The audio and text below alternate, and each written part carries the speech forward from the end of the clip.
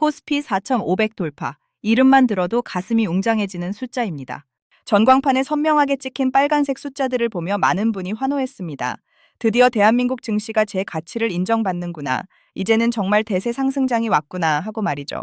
거리 곳곳에서는 주식으로 돈 좀 벌었다는 이야기가 들리고 지금이라도 들어가지 않으면 나만 뒤처질 것 같은 이른바 포모 증후군이 대한민국을 휩쓸고 있습니다. 하지만 여러분, 지금 이 뜨거운 축제 분위기 속에서 등 뒤로 서늘한 한기를 느껴보신 적 없으신가요? 모두가 승전고를 울리며 축배를 들고 있는 지금, 정작 이 잔치를 벌여놓은 주인공들은 아주 조용히, 그리고 아주 빠르게 뒷문으로 빠져나가고 있습니다. 오늘 우리는 화려한 숫자에 가려진 대한민국 경제의 민낯, 그리고 곧 닥쳐올지도 모를 거대한 폭풍의 전조를 아주 냉정하게 파헤쳐 보려고 합니다.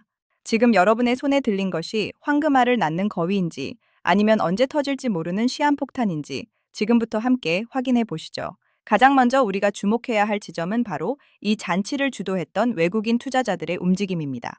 주식시장에서 외국인은 단순한 투자자가 아닙니다. 그들은 시장의 방향을 결정하는 엔진이자 가장 정보력이 빠른 설계자들이죠. 그런데 이상한 일이 벌어지고 있습니다. 코스피가 사상 최고치를 경신하며 4,500을 향해 달려가는 그 긴박한 순간에 외국인들은 오히려 주식을 팔아치우고 있습니다. 보통 지수가 오르면 외국인들이 사서 올리는 게 정상적인 그림인데 지금은 정반대입니다. 외국인이 던지는 그 어마어마한 물량을 누가 다 받아내고 있을까요? 네, 바로 우리 개미들, 개인 투자자들입니다. 이걸 전문 용어로 손바뀜이라고 하죠. 하지만 지금의 상황은 아름다운 세대 교체가 아닙니다. 소위 말하는 폭탄 돌리기에 가깝습니다. 기관과 외국인이 고점에서 수익을 실현하고 떠나가는 그 자리를 뒤늦게 불을 보고 뛰어든 개인들이 필사적으로 메우고 있는 겁니다. 외국인들이 왜 떠날까요? 그들은 이미 알고 있는 겁니다. 지금의 상승이 펀더멘털에 기초한 건강한 성장이 아니라 과도한 유동성과 기대감만으로 부풀려진 거품이라는 사실을 말이죠. 그들이 던진 물량을 개인이 받아내며 지수를 버티고 있다는 건 조만간 이 버팀목이 한계에 다다르는 순간 지수가 수직 낙하할 수 있다는 아주 위험한 신호입니다. 그런데 더 무서운 건 주식시장만이 아닙니다. 우리의 진짜 비상금, 외환 보유고의 빨간불이 켜졌습니다. 최근 달러 대비 원화 환율이 1,500원 선을 위협하며 가파르게 치솟고 있습니다. 환율이 1,500원이라는 건 우리 돈의 가치가 그만큼 바닥으로 떨어졌다는 뜻이고 이건 국가 경제의 신인도와 직결되는 문제입니다. 정부는 이 1,500원이라는 마지노선을 지키기 위해 필사적으로 달러를 시장에 풀고 있습니다. 소위 말하는 스무딩 오퍼레이션, 즉 미세 조정이라는 명목에 우리의 달러 창고를 열어젖힌 거죠. 결과는 처참합니다. 지난 12월 한 달 동안 줄어든 외환 보유고 수치를 보면 이건 단순한 조절 수준이 아닙니다. 1997년 IMF 외환위기 이후 28년 만에 가장 큰 폭으로 비상금이 바닥나고 있습니다. 우리가 피땀 흘려 쌓아온 달러가 환율 방어라는 밑빠진 독에 물 붓기식으로 사라지고 있는 겁니다. 여러분, 외환 보유고는 국가의 최후 보루입니다. 가계로 치면 실직이나 병환에 대비해 넣어둔 적금을 깨서 매일 오르는 생활비를 막고 있는 꼴입니다. 당장은 버티는 것 같아 보이겠죠. 하지만 이 적금이 바닥나는 순간 우리에게는 아무런 방어막이 남지 않게 됩니다. 28년 전 우리가 겪었던 그 혹독한 시련의 그림자가 다시금 드리우고 있다는 사실을 우리는 결코 간과해서는 안 됩니다. 상황이 이토록 엄중한데 우리나라 경제의 컨트롤 타워라고 할 수 있는 한국은행은 어떤 모습일까요? 한마디로 신뢰 상실과 책임 전가의 극치를 보여주고 있습니다. 불과 얼마 전까지만 해도 금리를 내려서 경기를 살리겠다고 호언장담하던 한국은행이었습니다. 하지만 환율이 미친 듯이 날뛰고 달러가 빠져나가자 부랴부랴 금리 인하 기조를 철회하고 갈팡질팡하고 있습니다. 시장은 이미 한국은행의 입을 믿지 않습니다. 정책의 일관성이 사라진 중앙은행은 더 이상 시장을 통제할 힘이 없기 때문입니다. 더 가관인 것은 환율 상승의 원인을 분석하는 그들의 태도입니다. 한국은행은 지금의 환율 위기가 자신들의 정책 실패나 경제 구조의 취약성 때문이 아니라 국민연금의 해외 투자와 소위 서학개미라 불리는 개인들의 해외 주식 투자 때문이라고 화살을 돌리고 있습니다. 정말 어처구니가 없는 노릇 아닙니까? 국내 시장에 희망이 없고 환율이 불안하니 국민들이 제 살 길을 찾아 해외로 눈을 돌리는 것인데 국가기관이 나서서 이를 애국심 없는 행위로 몰아쓰며 책임 전가를 하고 있는 겁니다. 선장이 배에 구멍이 난 줄도 모르고 있다가 배가 기울기 시작하니 짐을 많이 실은 승객들 탓을 하는 것과 무엇이 다를까요? 중앙은행이 시장의 신뢰를 잃고 국민에게 책임을 떠넘기기 시작했다는 것, 그것이야말로 지금 우리가 직면한 가장 큰 시스템적 위기일지도 모릅니다. 그렇다면 지수는 왜 이렇게 높게 유지되고 있는 걸까요? 여기에는 반도체라는 아주 거대하고 위험한 착시 현상이 자리 잡고 있습니다. 삼성전자와 SK하이닉스를 필두로 한 반도체 산업이 사상 최대 실적을 기록하며 지수를 견인하고 있죠. 겉으로 보기에는 대한민국 경제가 아주 튼튼해 보입니다. 하지만 이 반도체라는 안경을 벗고 민낯을 들여다보면 상황은 완전히 달라집니다. 반도체를 제외한 대한민국의 실질 성장률은 고작 1.4% 수준에 불과합니다.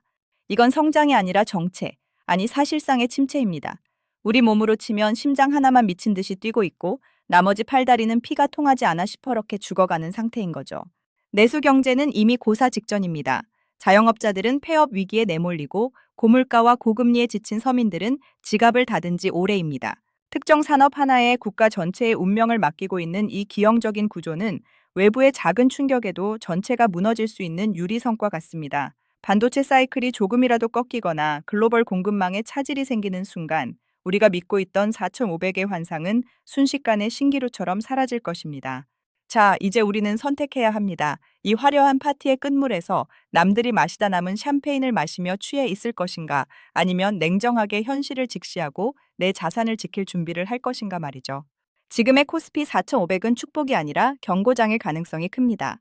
외국인은 이미 떠났고 정부의 실타는 바닥을 보이고 있으며 경제의 기초 체력은 예전 같지 않습니다. 전문가들이 공통적으로 조언하는 것은 바로 리스크 관리입니다. 만약 여러분이 지금 수익 구간에 있다면 욕심을 내려놓고 자산의 절반 정도는 현금화할 것을 권고합니다. 현금은 위기가 왔을 때 가장 강력한 무기이자 방패가 됩니다. 또한 무리하게 빚을 내서 투자하는 이른바 영끌이나 비투는 지금 상황에서 자살 행위나 다름없습니다. 금리가 어떻게 튈지 모르고 환율이 어디까지 치솟을지 모르는 상황에서 부채를 줄이는 것이야말로 최고의 투자 전략입니다. 지금은 공격보다 방어에 집중해야 할 시기입니다. 1997년 외환위기 때도 2008년 금융위기 때도 가장 크게 다친 사람들은 마지막까지 장밋빛 환상에 젖어 있던 사람들이었습니다. 반대로 위기를 기회로 바꾼 사람들은 모두가 환호할 때 차분히 짐을 싸고 폭풍을 대비한 사람들이었죠. 역사는 반복됩니다. 다만 그 형태가 조금씩 다를 뿐입니다. 오늘 제가 드린 이야기가 조금은 불편하고 비관적으로 들리실 수도 있습니다. 하지만 진실은 언제나 불편한 법이죠. 저는 여러분이 이 화려한 숫자의 잔치에서 마지막에 설거지를 담당하는 주인공이 되지 않기를 진심으로 바랍니다. 지금 당장 여러분의 계좌를 점검해 보세요. 그리고 주위에 들뜬 목소리가 아닌 차가운 지표들이 말하는 목소리에 귀를 기울이시기 바랍니다. 시장은 결코 자비롭지 않습니다. 우리가 믿고 싶어 하는 희망사항을 들어주지도 않죠. 오로지 냉혹한 논리와 자본의 흐름에 따라 움직일 뿐입니다. 지금 대한민국 경제를 둘러싼 이 모든 징후들이 가리키는 방향은 단 하나입니다. 안전벨트를 메고 충격에 대비하라는 것이죠. 결국 살아남는 자가 승리하는 곳이 바로 이 시장입니다. 45억이라는 숫자에 취해 절벽 끝으로 달려가는 군중에 휩쓸리지 마십시오. 잠시 멈춰서서 바람의 방향을 살피고 다가올 추위에 대비해 땔감을 모으는 지혜가 절실한 시점입니다. 부디 냉정한 판단으로 여러분의 소중한 자산과 가족의 미래를 지켜내시길 바랍니다. 경제적 자유로 가는 길은 화려한 급등 열차를 타는 것에 있는 것이 아니라 큰 파도 속에서도 내 배를 침몰시키지 않고 끝까지 항해를 이어가는 끈기에 있다는 사실을 잊지 마십시오. 오늘 준비한 소식은 여기까지입니다. 이 대본이 여러분의 투심에 작은 경종이 되고 더 나은 선택을 하는 데 도움이 되길 바랍니다. 위기는 기회의 다른 이름이라고들 하지만 그건 준비된 자들에게만 허락된 수식어라는 사실을 명심하십시오. 다음 시간에는 더 깊이 있는 분석과 생생한 현장의 목소리로 다시 찾아뵙겠습니다. 여러분의 성공적인 투자와 건승을 빕니다. 긴 이야기 들어주셔서 감사합니다. 혹시 지금 여러분이 들고 있는 종목들, 정말로 이 파고를 견뎌낼 만큼 탄탄한가요? 아니면 누군가 던진 폭탄을 얼떨결에 받아든 것은 아닌가요? 오늘 밤 조용히 차트 너머의 진실을 고민해보는 시간을 가져보시길 권합니다. 세상에 공짜 점심은 없고 이유 없는 급등 뒤에는 반드시 혹독한 대가가 따르기 마련이니까요. 여러분의 현명한 판단을 믿습니다. 그럼 다음 영상에서 뵙겠습니다. 본 영상에서 다룬 내용은 투자 참고 자료이며 투자에 대한 최종 판단과 책임은 투자자 본인에게 있습니다. 급변하는 시장 환경 속에서 항상 객관적인 정보를 바탕으로 신중하게 결정하시길 다시 한번 당부드립니다. 불안한 시장일수록 기본으로 돌아가야 합니다. 내 자산의 체력을 키우고 부채를 관리하는 것, 그것이 바로 지금 우리가 할 수 있는 가장 적극적인 투자입니다. 거품이 걷히고 난 뒤 누가 웃고 있을지 우리 함께 지켜봅시다. 끝까지 시청해주셔서 감사합니다.